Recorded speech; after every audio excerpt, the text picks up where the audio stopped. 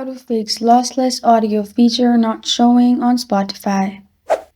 Hi everyone, I'm here to assist you today. Without any delay, let's jump right in. First, open Spotify on your device. Click on your profile at the top left corner of your screen. After that, it will open this page. In here, click on Settings and Privacy. After you click on Settings and Privacy, scroll down in here and click on Media Quality. After you're in Media Quality, you'll find Audio Streaming Quality. Below Very High, you will find Lossless feature.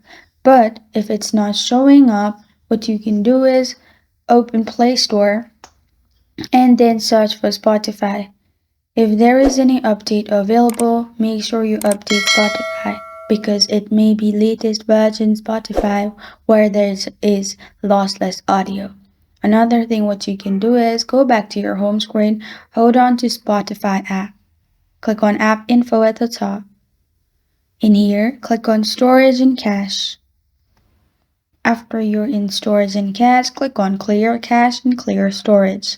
After you do that, you can open your Spotify and you will find your lossless audio feature. Also make sure lossless audio feature is available in your region.